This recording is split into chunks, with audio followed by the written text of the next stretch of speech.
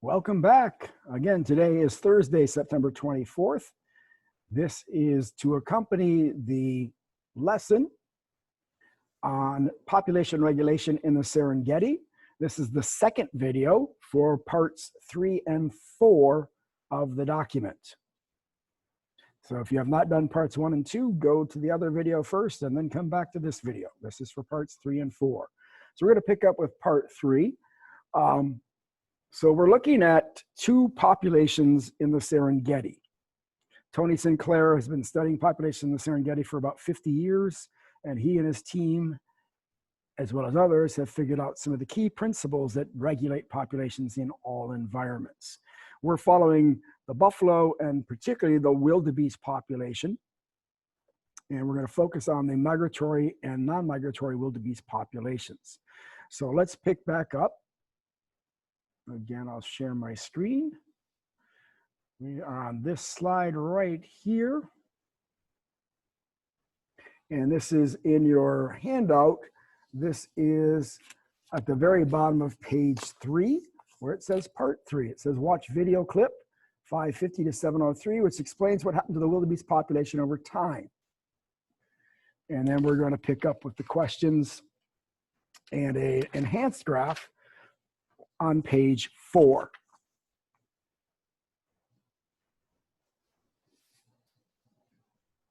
Okay, so I'm going to show you, as it says, the next video clip in this process. All right. So I'm going to have to exit here.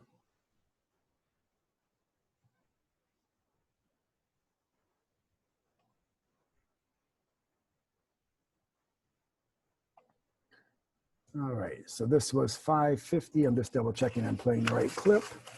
Yes, okay.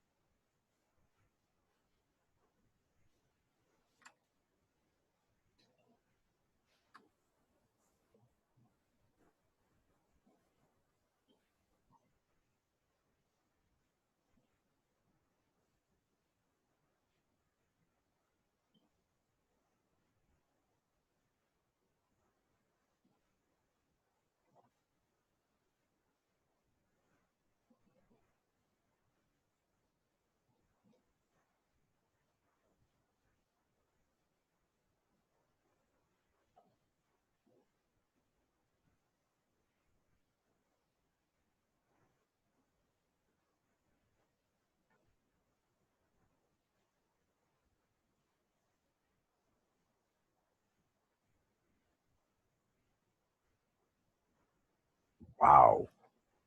1.4 million, the largest collection of herbivores ever on the planet. And so you heard the question, why did they all of a sudden stop increasing at that point? So let me go back to our slides. So now we have a new graph. It's not a new graph if you actually take a look. This is the graph we had been looking at. So if you just sort of cut it right there, this is the graph we had been looking at. And we talked about the exponential growth and what could happen.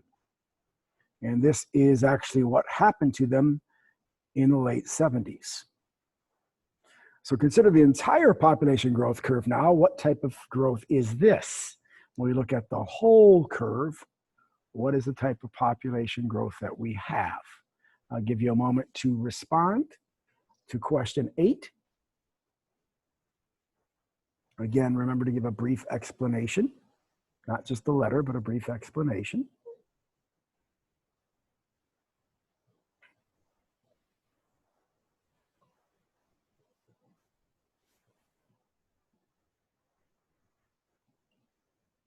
So as I mentioned in the previous question on this graph, linear and geometric are not patterns of growth we associate with ecology, it's either exponential or logistic. And as we discussed in the previous question, this time we are seeing logistical growth. So all populations start out with a slow lag phase, and then it goes exponential. Some continue exponentially. The wildebeest did not continue exponentially. Instead, they balanced out and they went into a S-curve or logistical growth. So C, logistical growth, would make the most sense here because the population began to level out.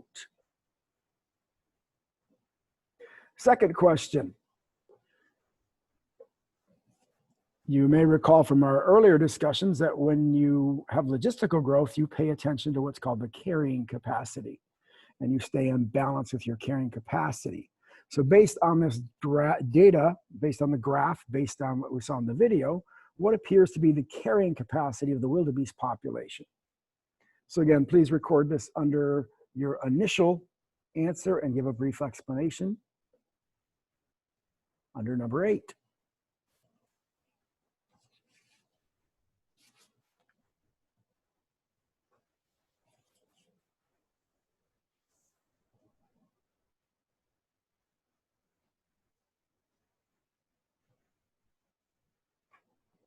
So if we take a look at this, 800,000, well, 800,000 is right here, and the population is still growing exponentially, so that doesn't work. 900,000, not much better. 1.3 million, boom, there's our target, 1.3 million. And 15 million is a little too high, it's above everything. So you don't typically live below your carrying capacity, you typically live within the carrying capacity. Every season, there'll be maybe some years where you're slightly above it, and there'll be some years where you're slightly below it.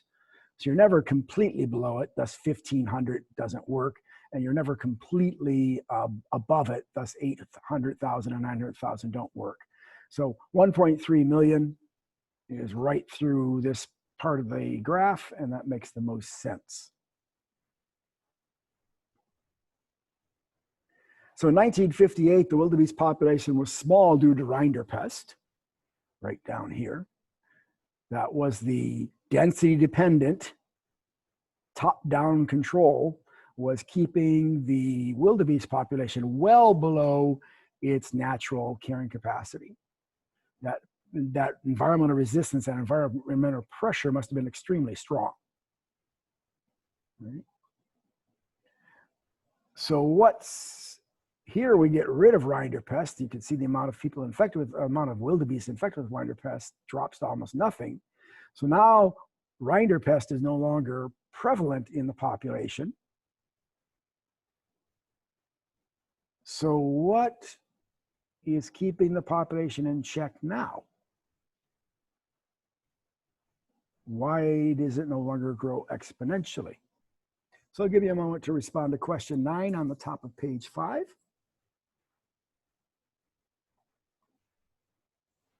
There's 2 questions there, so please address both. What factors affect the population from 1980 to 2000?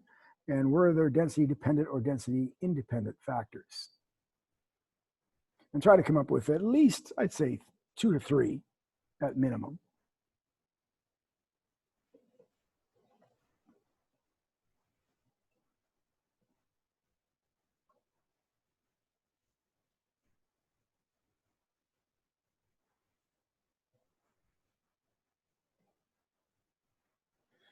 So what's keeping the population in check here? I think some reasonable answers could be food supply, water supply, predators in the area could also be doing that, availability of habitat.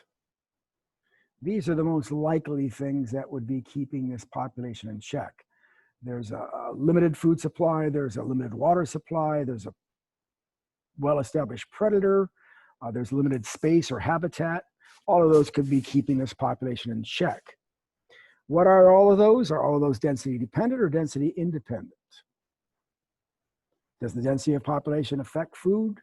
Does density of population affect water? Does it affect habitat? Does it affect predators? Yes, it does. So these would all be density dependent factors. They're creating the environmental resistance. Only in this case, they're creating an appropriate environmental resistance that allows the population to creep up around 1,300,000, where the rinderpest virus was keeping the population unnaturally low, way down around 200,000-300,000. So unhealthy population down here, unhealthy situation. This is now a much more healthy situation. Now, nobody would have predicted 1.3 million would be the carrying capacity initially. That is the carrying capacity for this very large herbivore.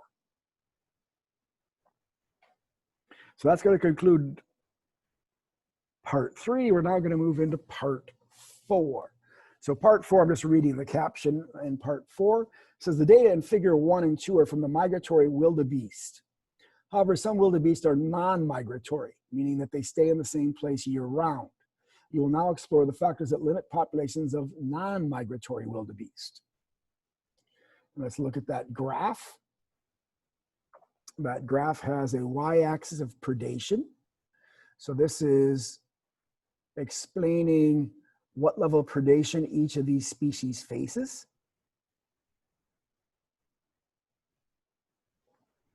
And this is a scale for the weight of the animal in kilograms. This is a logarithmic scale, so this represents approximately 1,000 kilograms, 2,000 kilograms, 3,000 kilograms, and 4,000 kilograms. And you can see there's a key right here as to what each letter represents.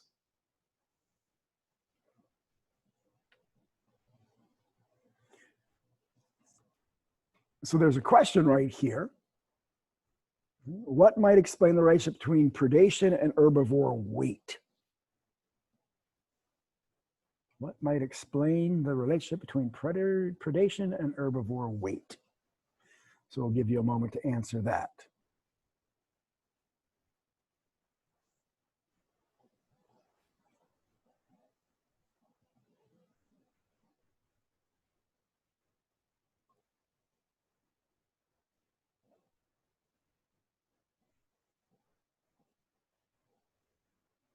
So if we look at this, how do we read this? These guys are getting preyed on all the time, almost 100% preyed upon as far as what's controlling them. So the Arobi, the Impala, the Topi, these guys are getting eaten quite a bit. Zebras drop down to about 70% of it's due to predation. The water buffaloes drop down to about 20% predation. And then you get into giraffes and rhinos and hippos and African elephants, and there's almost no predation.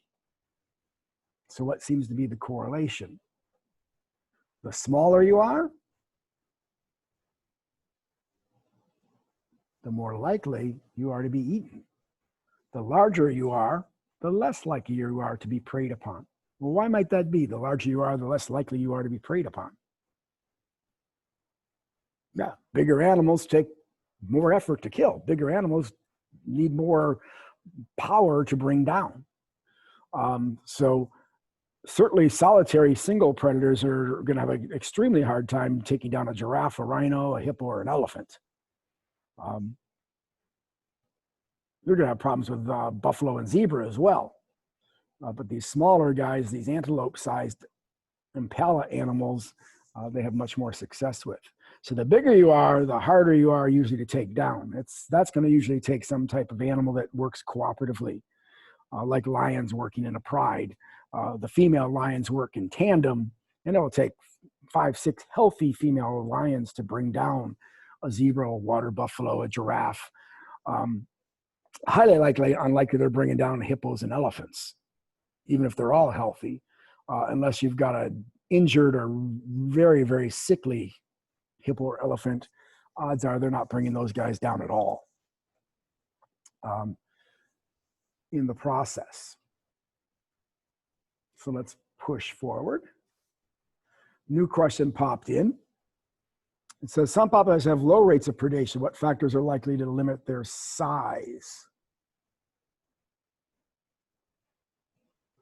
So some populations have low rates of predation. What's likely to limit their sizes of these populations? Not the size of the organism, but the sizes of the populations.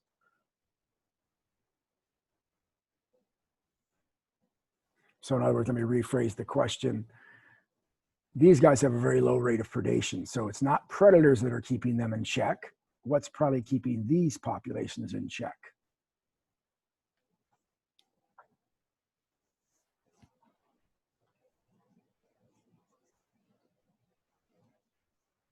Yeah, if it's not predators, it's not top-down control. These guys are pretty much regulated by bottom-up controls. These are going to be much more bottom-up controls. Food supply, water, those types of things are going to keep these guys in check. Because these animals, because of their large mass, their large body size, require high metabolisms, and that requires a lot of fuel, a lot of food to keep them moving. Now we're going to add in the wildebeest. So you can see where the blue arrow is. We've added the wildebeest into the mix. The non-migratory wildebeest, that is. All right. So the non-migratory wildebeest, you can see where it falls. So what percentage of the non-migratory wildebeest deaths are caused by predation? Give you just a moment on this one because it's basically reading a graph.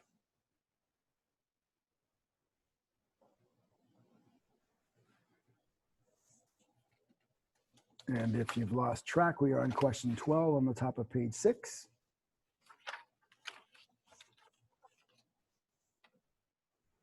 And yeah, if we read the graph, all we have to do is go over to the y-axis, which is the percentage of predation. It splits right around between 80 and 90. So our best answer is 85%. For these guys, yep, absolutely, it's 100%. Nobody's at 45%. And 25% sort of fix the water buffalo. So our best answer here is 85% of the non-migratory wildebeest are preyed upon. They're eaten. Which we'll come back to. So what's limiting then the migratory wildebeest? So if most of your non-migratory are dying due to predation, is that also true for the migratory? So we're going to show you the next clip.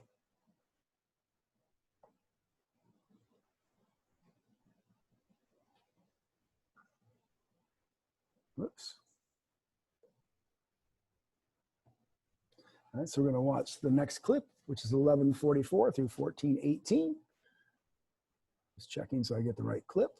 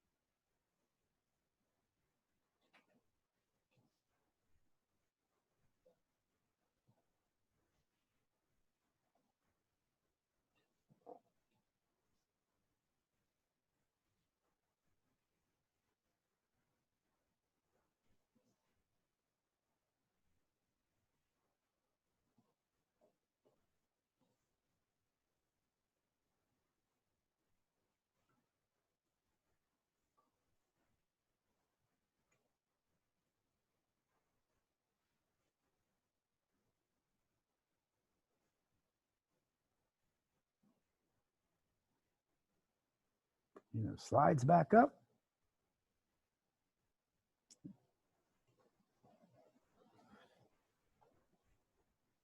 So does migration impact population regulation? Is that going to be a situation? All right. Sorry, I lost my spot for a second. So there's an optional question here. It says, which of the following data sets, and I'm double checking, I don't think it's on the worksheet. No, it's not on the worksheet, but I'll ask it orally. Which of the following data best supports the idea that migratory wildebeest are limited by bottom-up factors?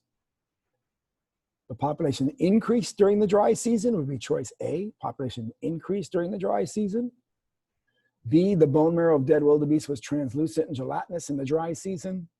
Or C, there were many animal markings on the bones.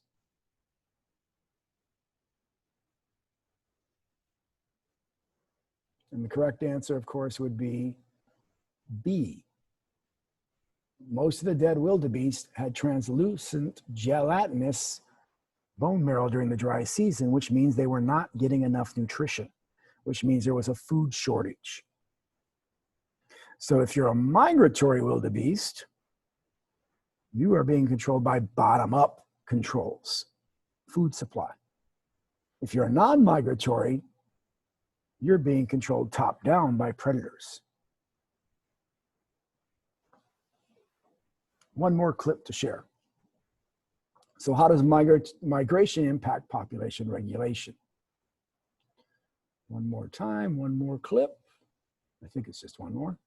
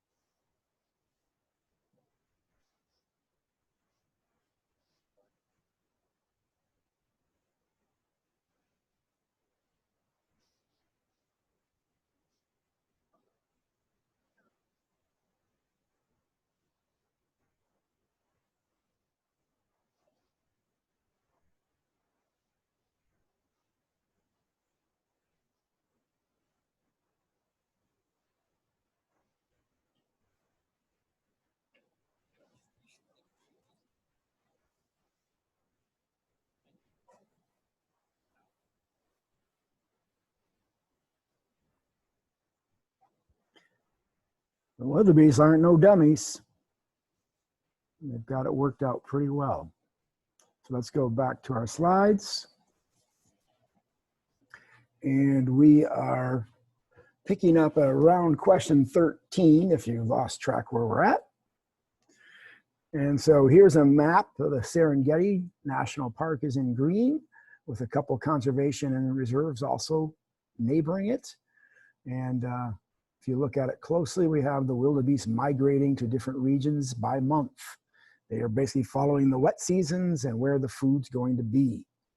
So migratory wildebeest are limited by factors that are what? Again, give your initial response and a brief explanation.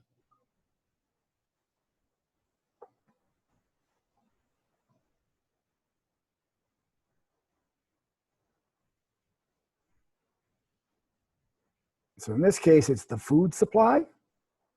Food supplies are density independent or density dependent? Correct. Food is definitely influenced by the density of the population. It is density dependent. So that eliminates A and B, because populations that are more dense put more pressure on the food supply. Populations that are less dense put less pressure on the food supply. And since it's the food supply, is it a top-down control or a bottom-up control? Food flows upward, so this is a bottom-up control. So D would be the correct answer. This would be density dependent and bottom up. Flipping over the page, we'll go to one more question. The question just on the screen changed to match number 14. Whereas non-migratory wildebeest populations are limited by factors that are what?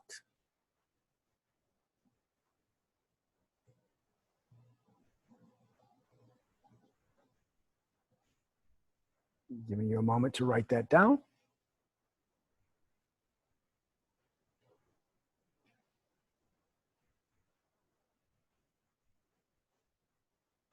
That's right, they are controlled by predators, lions in particular, and predators are definitely density dependent. More dense populations support more predators, less dense populations support fewer predators. And since it's a predator killing an organism at a level below, this is a top-down control. Predators put down that top-down pressure onto the organism. So in this case, C would be the best choice in this whole process, if you would. So then it asks for our explanation of why. I think so explain why non-migratory and migratory wildebeest are limited by different types of factors. Why is there this difference? That's what question 15 is getting at. Why is there this difference?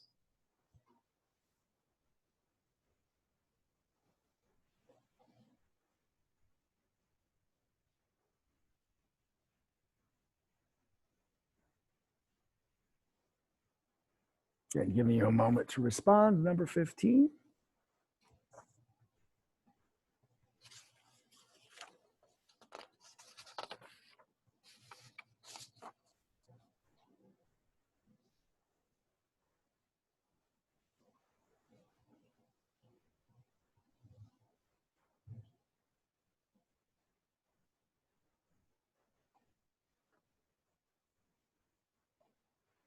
So what we're looking for here is that you sort of caught this at the end of the film there. The non-migratory wildebeest are controlled by predators because they stay in one area, just like the predators stay in one area. And so they're much more likely to be killed by a predator than they are by a food shortage. Where migratory wildebeest is being controlled by food, that bottom-up control. And as I mentioned in the video a few moments ago, as they move, the predators do not move with them. The predators are not built to be migratory. The predators don't travel with them. In this case, lions. Lions are very territorial and have their pride regions. So one of the advantages for the wildebeest in being migratory is it, one, gets them to fresh food supplies, and two, it gets them away from the current predators that are trying to eat them. So as you saw in the graph that they shared with you, non-migratory, non-moving wildebeest populations about 87% of them are killed by predators. But if you look at the migratory wildebeest, very small percentage, down to about 25% actually, are affected by predators or even less. So what factors might limit migratory versus non-migratory populations of other animals in the Serengeti, such as zebras?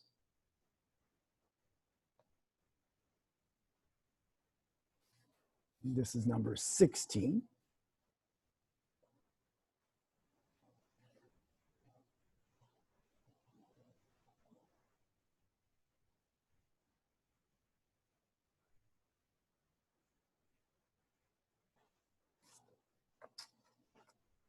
And it says you may want to look back at figure 3.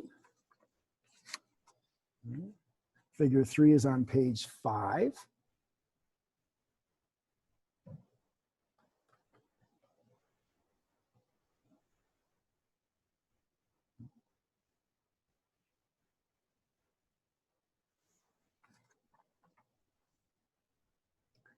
And so hopefully what we see is that non-migratory zebras are very similar. They're on the graph right near the non-migratory wildebeest. So most likely you would predict that zebras that are non-migratory would have a larger percentage of death due to predation. And vice versa, the migratory zebras would have limited predation and be much more controlled by food supply. We'd see the pattern repeated that we saw with the wildebeest. The zebras, similar size to the wildebeest, migratory versus non-migratory, very, very similar story. So it's not just unique to the wildebeest. And then the last question there, which is number 17 on the worksheet, think of a population outside the Serengeti that you are familiar with, maybe one that lives near you. What factors do you think limit the size and growth of the population you choose? Why? So think of a population of organisms in Michigan, and what probably controls that population?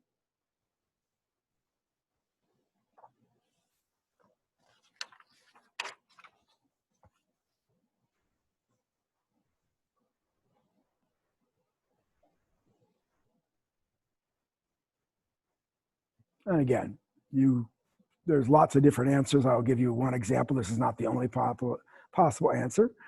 Michigan, we have a very large white-tailed deer population. So what's controlling that white-tailed deer population? Under current conditions in Michigan, this is going to be food source. Most of the white-tailed deer population is controlled by food source. This is a bottom-up, density-dependent factor that controls it. Maybe 100 years ago, what would have contributed to this? Would have been the wolf. Wolves would have been a top-down control for white-tailed deer. Ever since we reduced the number of wolves in Michigan, we have depended on humans to sort of pick up the slack through hunting to do the job of the wolf. So that would be one example I can think of that you might use locally with Michigan.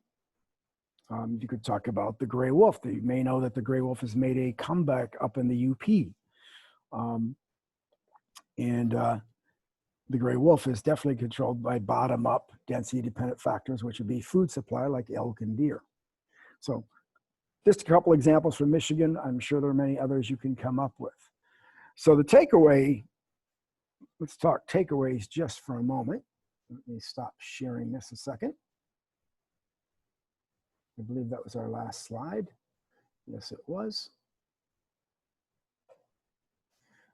So in a moment, when you finish and we wrap up, hopefully you've got everything filled in. If you then have it all filled in, just hit I'm done and go back to Google Classroom and mark it as complete.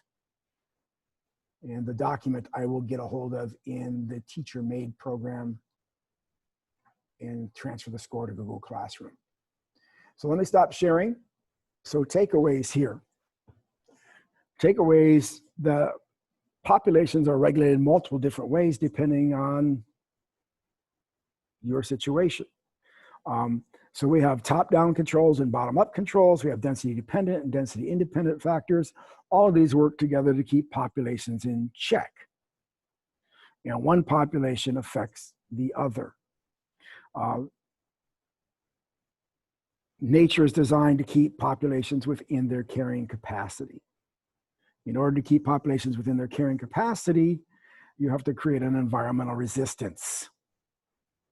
That environmental resistance can be density dependent factors such as food, water, space, shelter, disease. It can also be density independent factors like temperature, temperature, humidity, air quality, those types of things. Those things are going to put an environmental resistance to keep a population down below its carrying capacity. If these environmental resistances are removed, if those things are no longer present, such as the white-tailed deer in Michigan being controlled by predation primarily, remove the wolf, the predator, we go from logistic growth to exponential growth. Right? And realize that populations are controlled from both ends of the pyramid. Bottom up through energy flow and food supply, top down by predation and disease. These two pressures are continually working together to keep our populations within their carrying capacity and exhibiting logistical growth. If these things are toyed with, messed with, or removed, we're going to send populations into exponential growth, which is not sustainable long term. So hopefully that makes some sense. We next week are going to apply that now into a situation in Michigan, and enjoy the upcoming weekend. Thank you for being with us.